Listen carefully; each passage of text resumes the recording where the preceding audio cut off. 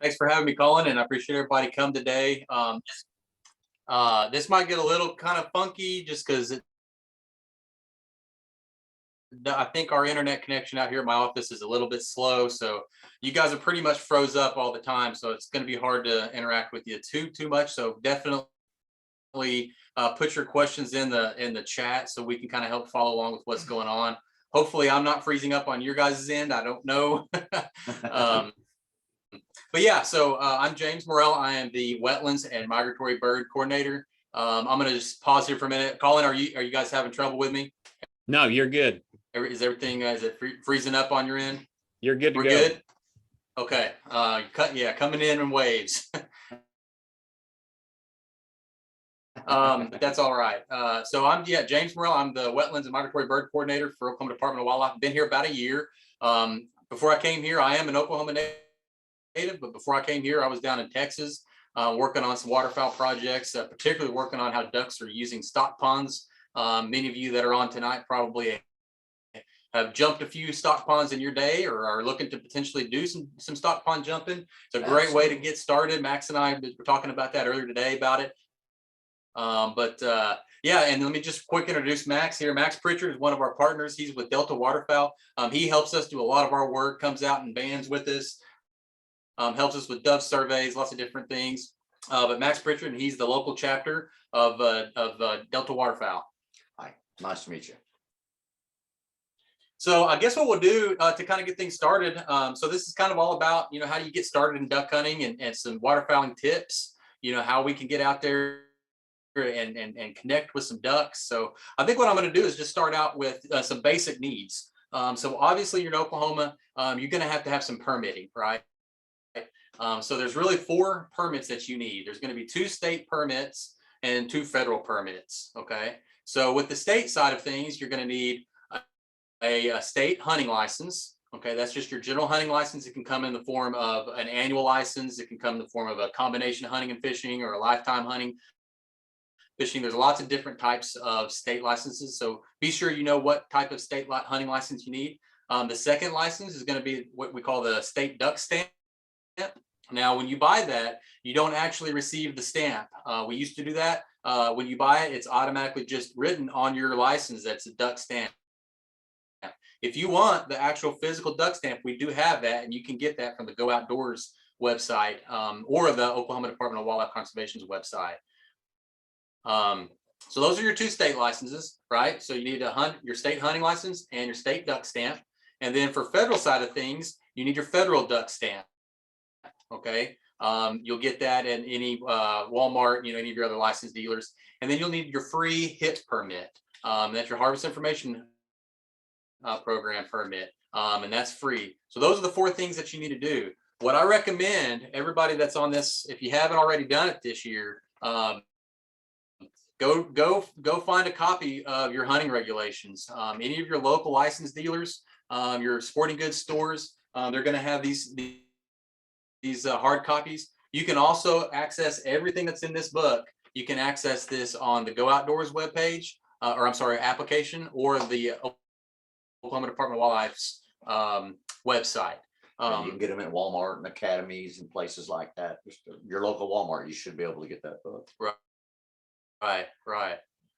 So first things first, and that's, get those regulations and start becoming familiar with it. We'll talk a little bit more about it as the evening progresses here, but a lot of you might realize if you've hunted at all that waterfowling, there's a lot to it. There's a lot of regulations. You have to know bag limits, species specific bag limits. You have to know open dates and closed dates. We have a split in our season where it's closed, where you can't hunt in the middle of the season. So get that regulation book and get familiar with the regulations. It's really not as complex as it seems. Once you get into it and once you start kind of going through it, it all kind of makes sense.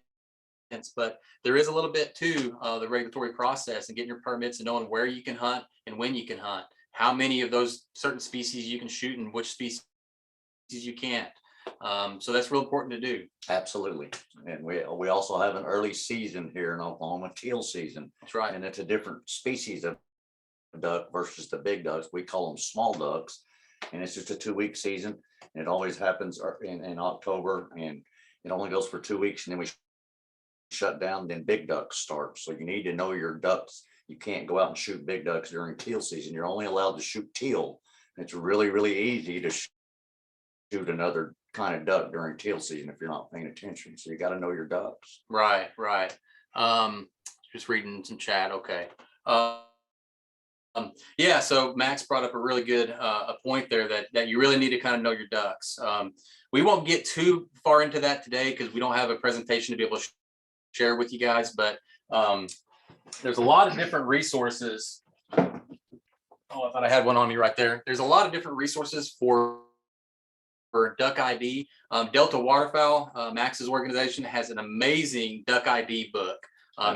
You can probably find that on delta.org or Delta.org. Yes, you can. It's called Know Thy Duck, and it's a little book, and you can just get on that website and ask for one, and they'll mail you one in the mail.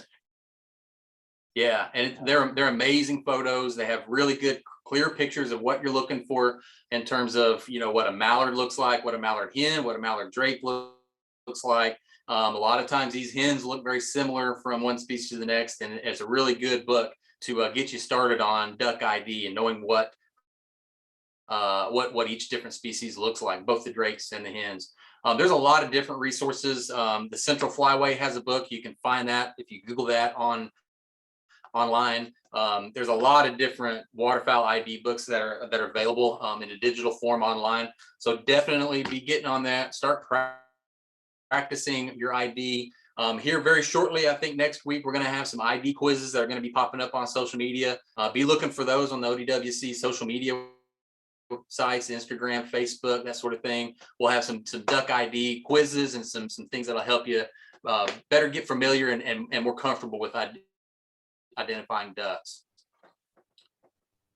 Okay, so I guess what we'll do from here is let's talk about, okay, you've got your licenses now, right? You've got your 2 state licenses, you've got your 2 federal licenses. You've been looking around at duck ID, you're getting pretty familiar with it. Now you got to go find a place to hunt, right? So what do? Where do you go? So the first thing that I would recommend is getting on the Go Outdoors application on your phone or computer or whatever, or the ODWC website. And you can look at 2 different ways: where to hunt and what to hunt. My recommendation would be go to what to hunt and go to the waterfowl page. And there'll be some links in there that show you all the different wetland development units that we manage that offer different types of waterfowl hunting. There's also other types of hunting allowed on those WDUs.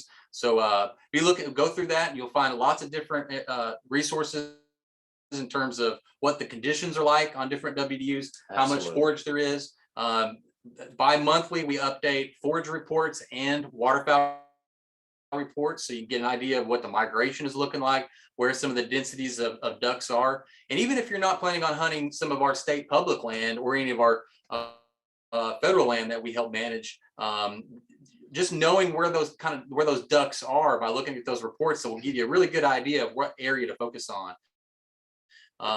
You know, a lot of people think that knocking on doors is kind of the old school way of doing things, but it's still a very effective way to get a way to do it. We knock on doors all the time. Yeah, yeah, absolutely. Scouting is key. You're not going to have a successful hunt unless you get out and try to find where the ducks are at. So you've got to get out and drive around in the countryside, see the ducks, see where they're flying, see where they're roosting, see where they're feeding. If it's a pond you don't know, try to knock on a door and see if you can find out who the owner is. 9 times out of 10, they're really nice and will let you hunt. Yeah, we knock on doors all the time. There is a lot of available public hunting down here in Oklahoma. A lot. Y'all do a really good job on handling and managing the WDU units, and there's a lot of good hunting in public that people just don't realize there is. You just got to get out there and find it. Right. And I'll just add to that. I think Max hit on something that's real important. Scouting. Okay, so we're going to kind of go through that progression, right? You've got your licenses. You know, you've got your duck ID down pretty well, and you're out looking for a place to hunt. What I tell a lot of people is the hunting is the scouting.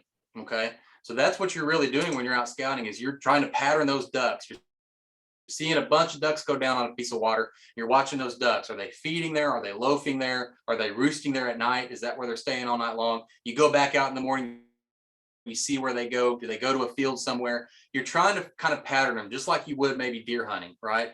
It's pretty rare for you to be able to go out into the deer woods, throw up a deer stand and kill a deer. You got to put a little effort into it. You got to put what we call the hunt into it. Yeah. And so when you do all that scouting and you kind of pattern those ducks and you figure out, okay, they're all using this cove on the back end of this particular lake or whatever, and they've been doing that for 3 days, solid, then that's probably going to be a really good place to go set up your decoy spread, the next morning. But if you don't scout, you won't know. Now, what I'll tell people is if, I invite people to come hunting with me, they're not really hunting, they're just shooting, because I did all the hunting beforehand. Yeah. I did all the scouting. I figured out where the ducks were, that sort of thing. That's really the hunting part of duck hunting, is doing all the legwork that goes up to shooting that duck. Right. So scouting is really, really important. A lot of people, we both get calls all the time. Where do we go hunt? Where are the ducks? Where do you hunt? And it's tough to say because ducks have wings, right? Yeah. So they could be, 10,000 mallards on a lake somewhere on a Tuesday. On a Wednesday morning, there's nothing there. There's nothing. They're off feeding in another field somewhere or whatever. So it's real important that you actually put some legwork in, get out there and do a little scouting. And so yeah, it's tough to tell people where to go because they may not be there when you get there. You really kind of got to put some effort into it. And hunting pressure pushes the ducks around too. So if they get hunted too much in one area, they won't stay in that area. They'll move on to another area. So it's really key to get out in your vehicle and drive around and try to find out where the birds are moving. Right. That's the only way you're going to do any good at all. It is definitely what I tell folks is plan when you're starting to think about doing some duck hunting. Plan to save up a little money for gas, because that's your biggest expense when you're duck hunting, and that's you're driving around the countryside and you're just looking for ducks. You got those binos up, you're stopping at every intersection, you're looking around, you're trying to find flocks of geese, flocks of ducks that are coming in, landing somewhere, taking off from somewhere. You're always just kind of looking for ducks. So definitely budget some time and some money for road time. That's really important to be a successful duck hunter. Absolutely. Anything else to add on that? No, Max? I think that's good. You get that now you found the ducks, you know where they're at, whether it's in a field they're feeding or whether it's in a body of water that you're going to hunt. Now you need to set up and hunt. How do you do that? Right. Yeah. Okay. So you're ready to hunt, right? So there's lots of different approaches to duck hunting. So there's guys that have, the latest and greatest, great big mud motor and boat and all the Sitka gear and all, 2,000 decoys, and they've got it all. That's one way to do it. And, somewhere down the road, once you're really involved and you've decided that you really like doing this, this kind of hunting and this sort of recreating, that's an option for you to sort of pursue. But you don't need all that stuff to be a successful duck hunter. No. I'll tell you that the majority of my hunts, and we'll demonstrate some stuff here in a minute, the majority of my hunts, no matter if they're on a stock pond or on a lake, is I have 2 decoys. And one of them is on what we call a jerk rig to have some motion in that decoy, right? So if you think about public land, maybe you're out hunting on a lake somewhere, everybody tends to have about the same number of decoys. Absolutely. A dozen, 2 dozen, 3 dozen. That's typically how you buy decoys, either in a dozen or a half dozen.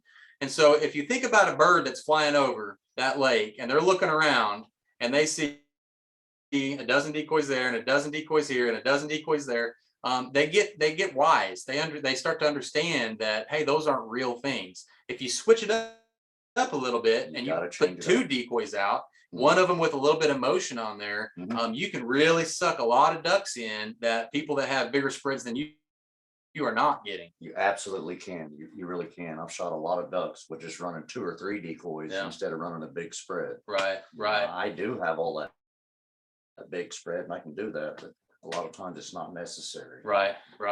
Absolutely. So that's sort of one technique is, if you find a place to hunt where there's some ducks, and just get you a couple of decoys and get out there and start playing around with it.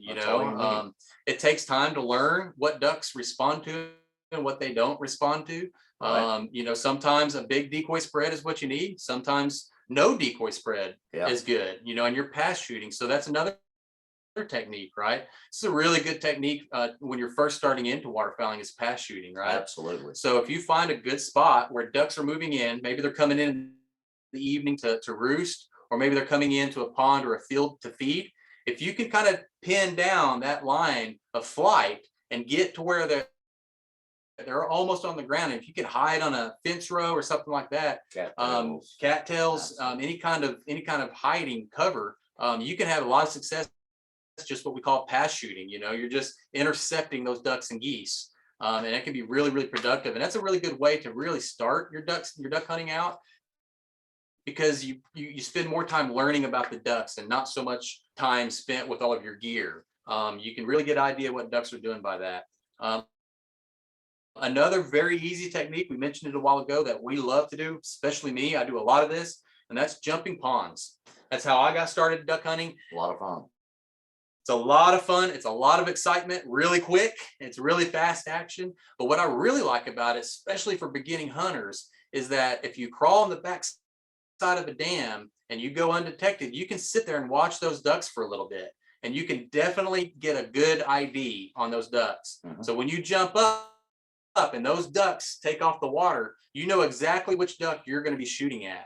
And so it's a really, really good technique. If you don't quite know all of your species yet, you can pop your head up over that dam and you pick out, let's say what a mallard drake looks like. You pick out that mallard drake, and that's the one that you can shoot, because you'll be legal shooting that duck. So it's a really good way to start out your duck hunting until you get a little bit more comfortable with your duck ID and setting up decoys and the spreads and that sort of thing.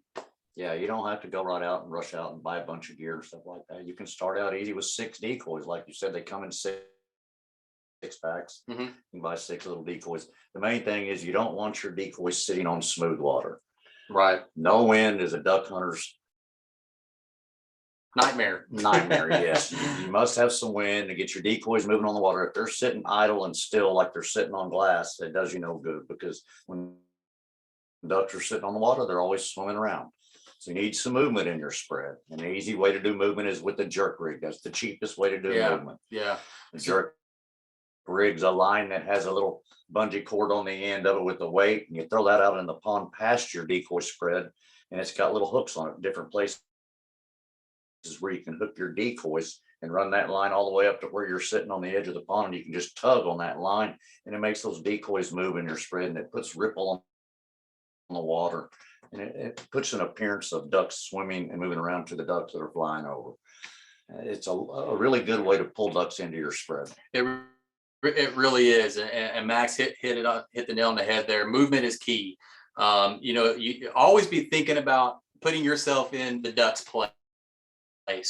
If you're flying over a decoy spread and not one of those decoys is moving, if you were a duck, would you fly to it? Yeah, something's wrong. Probably not. It doesn't make it. It's weird, right? If you went to the mall and everybody was just standing straight and still, you'd probably think something was real weird, right? Because everybody just there's no movement going on. Natural. Yeah. It's not natural. And so movement is key. And there's lots of things you can get on YouTube. You can get on Cabela's website. There's lots of different types of decoys that create movement in the water. They have motorized movements. They have these spinning wing decoys. They're called mojos. Spinning wing decoys that attract ducks. There's some movement there. I like a jerk rig. It's simple, it's easy, it's light. You create a lot of movement with a jerk rig. So I definitely encourage you guys, get on YouTube, get on some whatever on the TV, and watch some of these guys with how they're setting up some of their decoys to get movement in their decoys. That's real important to have. It's real important to have. You got to remember, these ducks came from Canada, and they've seen everything you can see from Canada to Oklahoma. They've seen every kind of decoy spread. They've seen everything that you can think of. So they're very smart by the time they get to Oklahoma. They've been shot at all the way from there to here. Yeah. So you got to learn the little tricks, and they're smart by the time they get here. They are. There's actually been some research conducted that shows that they have an avoidance of spinning wing decoys by the time they get to Oklahoma and Texas. Yes. Because they've seen these spinning wing decoys for so long coming down the flyway, and they've been shot at over these spinning wing decoys that they sometimes have an aversion to them. Not all the time. They're still effective here in Oklahoma and in southern states. They're still effective. I know a lot of people that use them.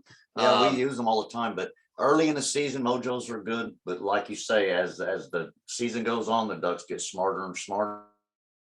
if you don't get new birds that move in, they get used to seeing those and they don't work very good at all. And geese will not come into a mojo at all. They'll flare. So right.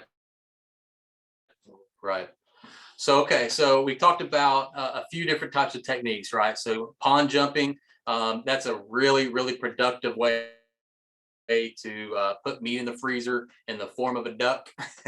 It's a lot of fun. I'd still do it. I probably shoot more ducks each year jumping ponds than I do anything else. And I just absolutely love doing it. It's awesome for a kid to do because there's a lot of different hunting elements whenever you're jumping upon. You're stalking, you're shooting, you're watching these ducks, you're trying to figure out where's the best location to shoot them. And then once you jump over that pond dam and they see you, everything breaks loose and it's exciting. It's really exciting. So that's a great way to get started, is jumping ponds. If you're into the gear, you want to do decoys, you need to get you a pair of waders and get you a few decoys. Start out with a half a dozen decoys or a couple of decoys and get out there and set them in different places and put some movement in and just see what the ducks do, see how they respond.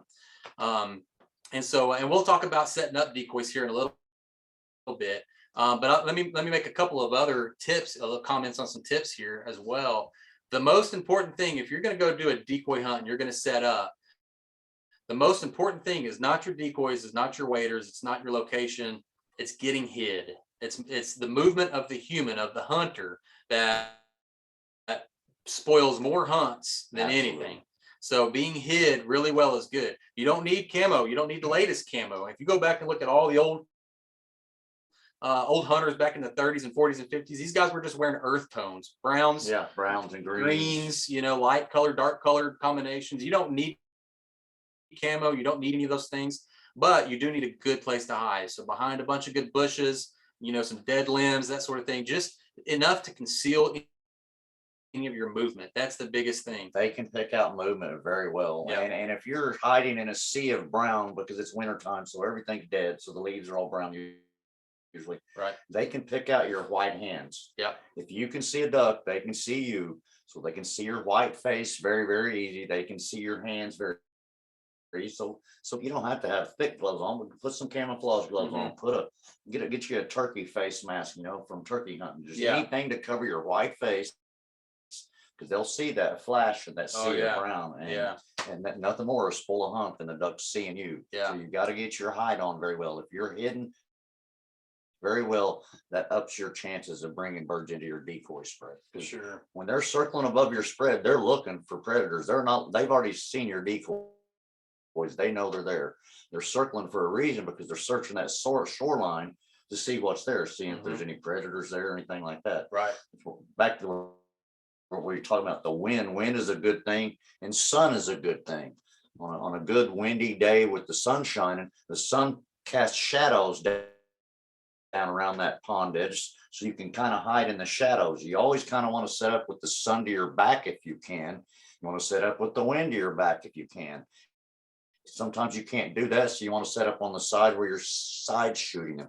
Try to keep that sun to your back if that at all possible. That puts the sun in the duck's eyes, and that takes away a lot of their vision when they're coming in. Now on a cloudy day, it's opposite. The ducks can see very well. Their vision is very good, so they can pick out movement really, really easy. That goes back to movement. You got to sit still. When somebody's in the blind and you're hunting with 4 or 5 guys, there's usually one guy that's calling the shots.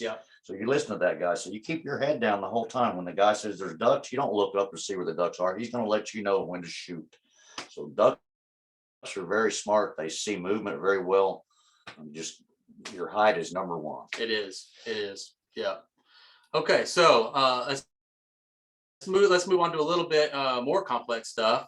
This is a highly contentious debate, but that's duck calling. Okay. So everybody, if you've seen on TV and hunting shows and on all the social media sites, what do you see? You see these guys with lanyards and they've got 6 or 8 calls and they're hanging down to their belt line with calls, and everybody in the blinds or in the field, they're all calling their heads off out there. Let me tell you something. If you ever go out and just listen to wild ducks, they don't really sound very good. So you don't hear that. Yeah, you don't hear all this perfect calling and all these, and this is a continuous just debate, no doubt about it. But if you'll go out and just study ducks out wild, you go out to a refuge system somewhere and just watch and listen to ducks. They do different things. They make different noises. Sometimes they're loud, sometimes they're quiet. But a lot of times I'll go out and look and listen to ducks, and I'm thinking, they don't even sound like ducks. Yeah. They just sound so bad. I can call better than them. Yeah, And so you don't have to be a good caller. A call is really effective to get their attention. Exactly. Okay. Now, as you progress in your hunting abilities and your capabilities and your experiences, there are some nuances. You can work ducks. You can really talk together. You can talk at a duck. It'll talk back to you. You can learn how to do those sorts of things. And that helps with those real shy ducks that you just can't get to finish into your decoys. Right. That helps. But most of the time, 90% of the time, the only time I call is if I see them flying and they're not looking at me, I'll call to get their attention. And all I'm doing is saying, hey, look at my decoys. Hey, look at me down here. Right. And once they see you, they know you're there. Mm-hmm. You don't really need to call anymore. They're either going to decide to come down and join you or they're not, 90% of the time. So I definitely suggest getting a call. You don't need a $150 call. No. Go to Walmart, go to wherever, get you a cheap call to start out with. Learn how to blow it a little bit. But again, don't get too caught up in sounding just perfect, because even ducks don't sound perfect, especially young ducks. Listen to young ducks learning how to talk and learning how to quack and make all their different noises. It's hilarious sometimes. They sound so bad. Yeah, they do. So don't get too caught up in the duck calling, but definitely I would say get at least one call just to get their attention. If you got ducks way out, and you're trying to get them to pull into your decoy spread or get in closer to you, just give them a few quacks, a few calls. There's lots of different types of calls out there, and just get their attention. And that's really what you're trying to do with that. Yeah, a lot of guys call them too much. It pushes the ducks away from them. They're not going to stop. Right. You don't ever hear 4 or 5 ducks screaming on their calls in the marsh. They don't do that. So right. It's not normal. Yeah, right. The key to the game is try to emulate as much normalcy as possible. Go out and watch ducks, see what they do. Set up your decoys the way that they're swimming around. Do your calling like they're calling. What I would stay away from is learning how to call and set up decoys via YouTube. Okay, because they're going to tell you how to call a duck. They're going to tell you how you need to set up decoys, all of these things. Go let the ducks tell you how to do all that stuff. That's the best way to do it. Mm-hmm. So one of the things that I recommend to people, if you've got a weekend and you're planning on going out on a hunt, 2-day hunt, 3-day hunt, whatever it is, take a day out of your hunting. You'll be much more successful if you'll take a day out and just go and find the ducks, do some scouting, watch them, look at their behavior, see what they're doing, listen to them, see what they're sounding like, see how they're grouping up together, and then emulate that for the next 2 days. And you'll be much more successful than just going out there and then calling and setting up a decoy spread that you learned off of YouTube. Absolutely. Nature's going to be your best teacher. Every time. Definitely spend some time before a hunt to figure out what they're doing. So I don't know, anything else on that, calling or anything? No, I'm an absolutely firm believer in not calling a lot. I'll quack to let them know I'm there. I might hit a feed call every once in a while. They react more to a feed call than they do the blaring on their call. Yeah. I'm a firm believer. Most of the time I don't even use a call. I let the ducks do what they want to do. Yeah. They're going to do what they want to do. Yeah. You'll see the ducks that are flying and they'll just fly right past you. Well, we call it those ducks were on a mission. They weren't going to stop anyway. Right. But you learn to read the duck on how they're flying. You can tell if they want to work your spread or not, whether they circle or not. You can tell if they want in. But that calling excessively is going to hurt you more than it's going to help you. Yeah, definitely. Yeah, I can't tell you how many times that I went out and hunted on public land, and 2 things that just strike me right away is you'll see a whole bunch of white faces. That's all you'll see across the lake. You'll see all these white faces, all these duck hunters, and it'll just be glaring white, and then nothing but calling. Yeah. Every single duck that comes by, they're just calling at them. And when you have a lot of people doing that, and you're the one person not doing it, those ducks tend to come to you. Yeah, they'll come to you every time. Yeah. Every time. It's amazing. Yeah. Now, when they fly away from you, if they circle and then they start going away, then you might hit a hail call at them or something. Yeah. But when you see them flying towards you, stay off your call. Yeah. Hit a quack, let them know you're there. 9 times out of 10, they know you're there. Do you have a call with you? Yes, I do have a call. Will you grab one? Sure. Yeah. We'll just kind of demonstrate a little bit of the little calls here for you guys. If hopefully it doesn't blow your speakers out. But anybody have any questions so far in terms of permits that you might need? Any questions on permitting stuff? Any questions on getting started with decoys or the methods of hunting, like jumping ponds, pass shooting, any of that kind of stuff? Any questions so far up till now? And I don't know if my chat is about how many miles you typically drive per scout trip. Andrew, that's a great question, man. That depends. That depends. I put a lot of miles on my truck every single waterfowl season, mostly because I'm trying to find places that are less pressured. So what you'll find is duck hunting is getting really popular in Oklahoma. We're a destination state. A lot of people come in here to hunt. So a lot of our areas get a lot of pressure on it. So I'm always trying to find places where there's not much pressure and try to get away from hunters as much as possible. So, I mean, I'm probably a little atypical because I'm a little bit of, I've got a little bit of an addiction to waterfowl hunting. And so I probably put on about 6,000 to 8,000 miles on my truck every waterfowl season. I do a lot of sandhill crane hunting and that takes a lot of miles. I drive out to Texas and west up in the Panhandle. So when you're driving those distances, you can put a lot of miles on them. Absolutely.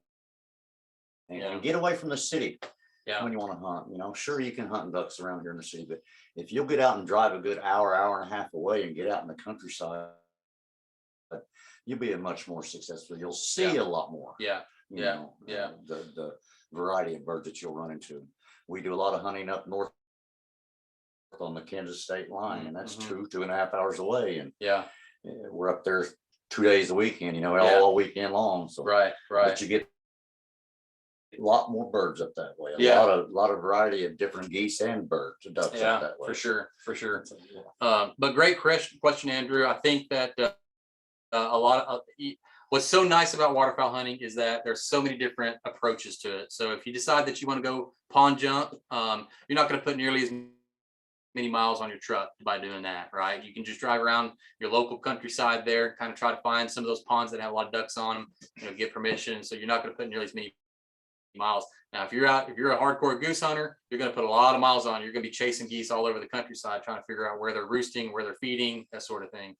So thanks for the question, Andrew. Thomas, what can you add about goose hunting? Does a person really need hundreds of decoys? No. Great question. Really great question. No, you don't, man. And that, again, that's really, really cool about Oklahoma is we've got a really robust population of resident geese, Canada geese. Yes. And they typically bunch up in a dozen, 2 dozen, at a time. And they will really respond well to just a few decoys, They fly around in family groups. Right.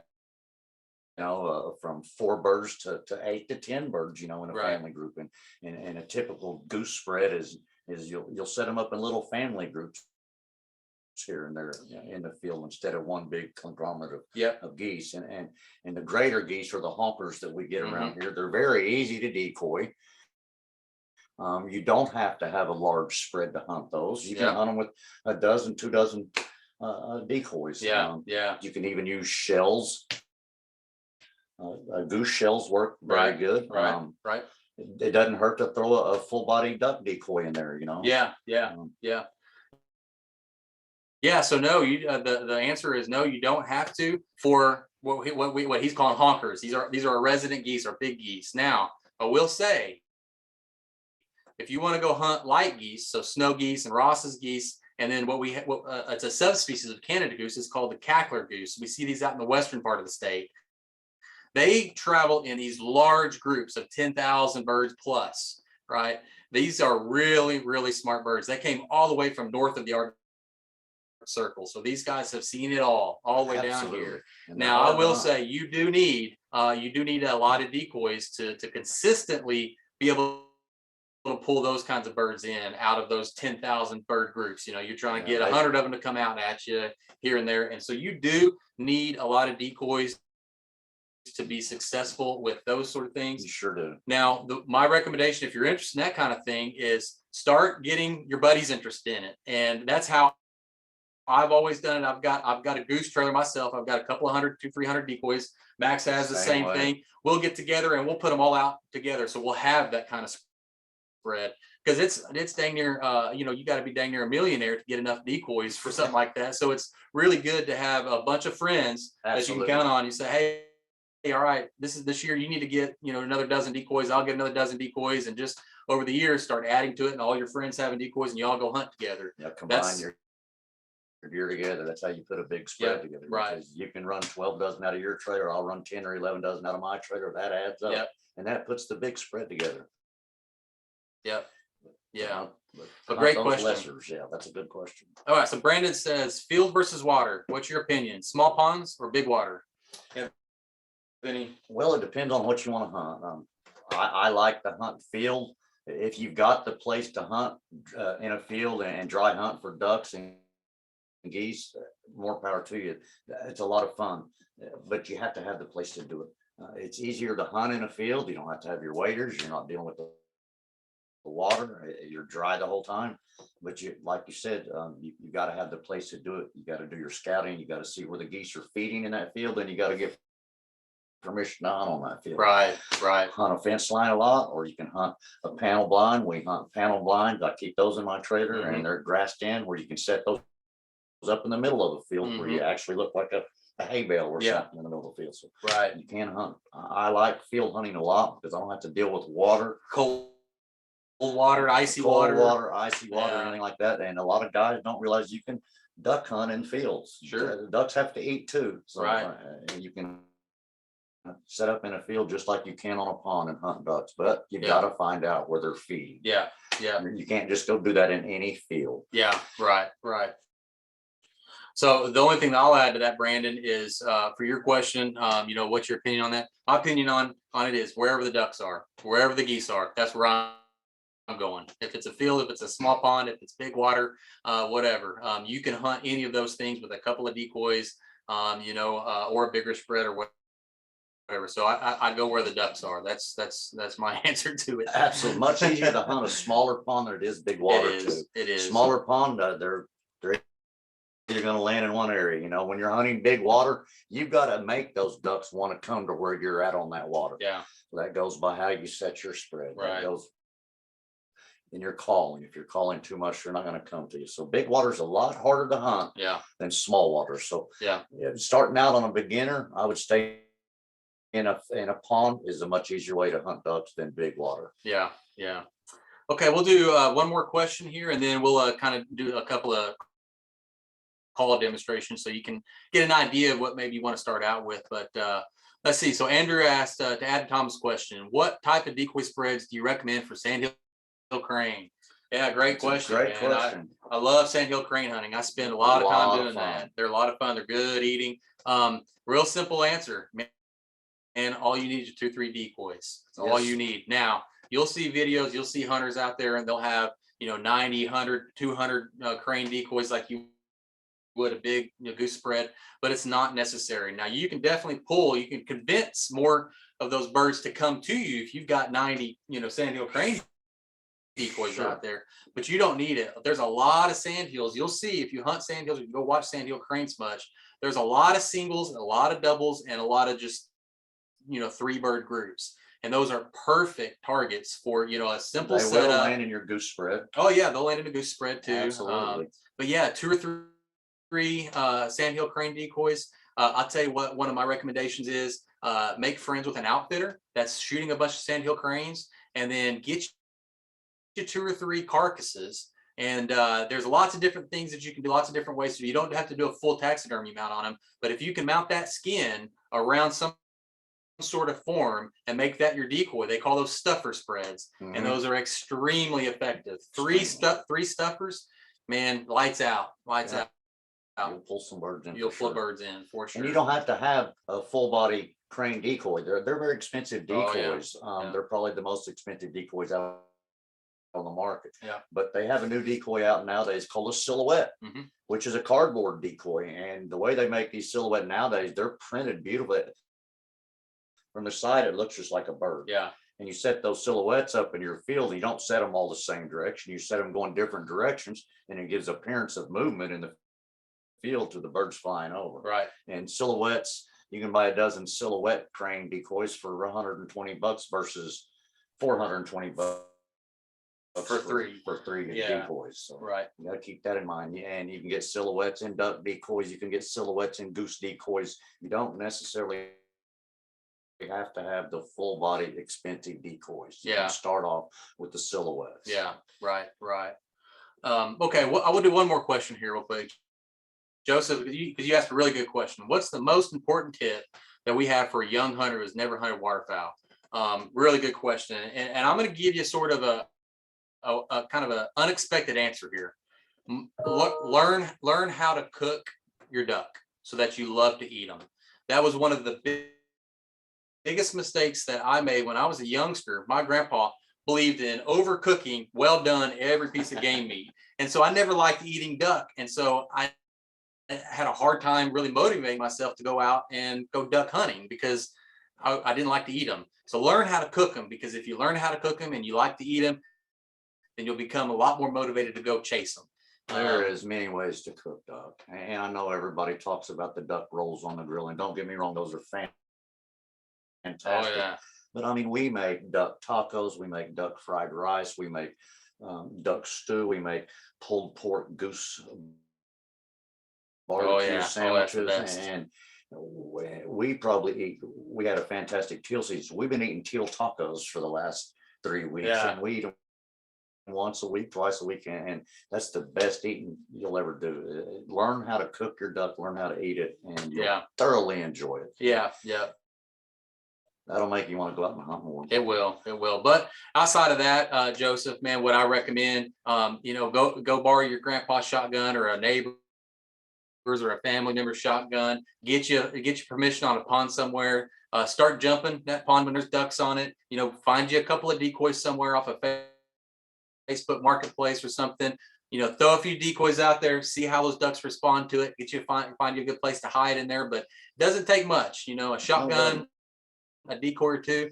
Find you a buddy to hunt with that's hunted before, Yeah, that's a really good point. Yeah. Get your buddy, go with your buddy, learn what he does. You don't have to hunt. Go with some guys that hunt and just watch and see what they do and just learn about it. Yeah, right. Yeah, that's probably the best advice tonight is what Max just said, man. Hook up with somebody that's a duck hunter. I have not yet met a duck hunter that wouldn't take somebody out for their first hunt. Right. Duck hunters are a strong and amazing group of individuals, very conservation minded people. They love taking people out to show them these experiences. If you've never seen 400 ducks coming in on your decoy spread at sunrise, it's an amazing experience, and we want to share that with people. So that's probably the best advice: is find somebody, a family member, a family friend that can take you out. That's going to be your best bet to get started. So it looks like we've got about 10 minutes left. So definitely, if you guys have any questions or comments, throw them in here. I think what we'll do right now, if you guys are interested in it, is just a couple of demonstrations for some simple, basic duck calling. So now, we've talked about permitting, we've talked about, decoy spreads, we've talked about, getting hid, that sort of thing. And we just briefly mentioned getting their attention, right? That's really what duck calling is all about, is getting their attention. So Max, if you don't mind, why don't you show us how, if you got a decoy spread out there and you're sitting in there and some ducks are flying by, what are you going to do, Max? Well, a simple quack, like you said, just one little quack. Just a little quack like that. Let them know you're there. You don't have to blare on your duck call or anything like that. They can hear very well. So they heard that quack. Yeah. They know you're down there. You don't have to blare on your call. Little feed call. Ducks make sounds like that when they're feeding. Little sounds like that get their attention and bring them in more. The guys that are blaring on their calls all the time, you don't ever hear a duck doing that. Yeah, in the marsh, you'll hear a hen. She'll scream every once in a while, but 9 times out of 10, she's talking really soft. She's not trying to, scream at everything. Right, Just a little quack, just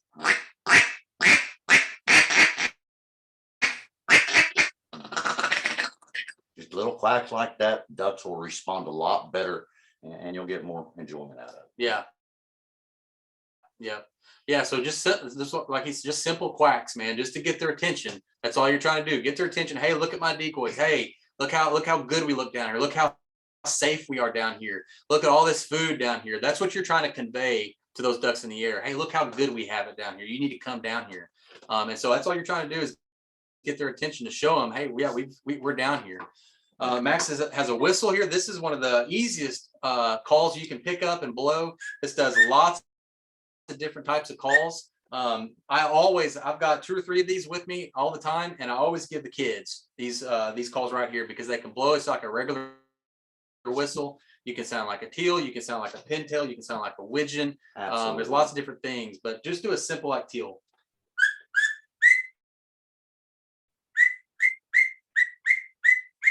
Little squeaks, little chirps like that gets their attention. You don't have to be blowing on a call and sounding like a screaming hen all the time. Just a little chirp, a little deal like that. Just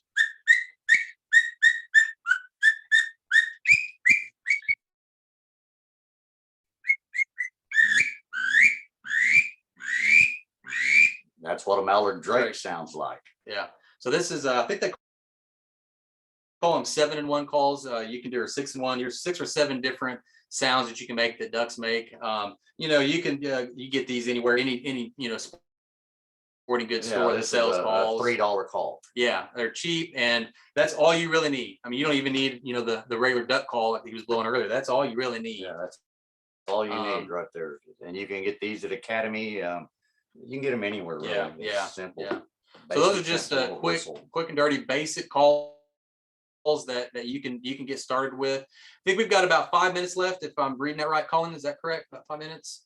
I think what we'll do is maybe just finish up with a few more questions. Does that sound good to everybody? Let's see. So Nick says, how do you feel about confidence decoys like a blue heron or coot?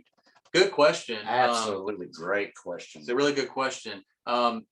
Here's my answer to that. They can never hurt. No. They can never hurt. I think that they probably help more than they hurt. We use confidence decoys in our spread. Yeah. I don't have some coots, but I want to get some coots, and Higdon just come out with a nice set, or not Higdon, but Mojo, excuse me. Mojo just come out with a nice set of coots this year. And coots in your spread, when ducks flying, they see the coots, that gives them confidence to know that if there's any predators around at all, that coot is not going to be on the water. He's going to be taken off. So when they see the coots in your spread, they know it's safe. Everything is safe. So that's going to entice that duck to want to come down more. Same thing with the blue heron. You know how you're sitting there on your pond and you'll see that big water bird, that blue heron, to come in. It'll sit over there on the edge of the pond, just sitting there. Mm-hmm. That's a confidence decoy. When ducks see that, they know that it's safe in that area of the water, because 9 times out of 10, that heron hadn't seen you over there hiding in the bushes, or he wouldn't have came in on you. Yeah.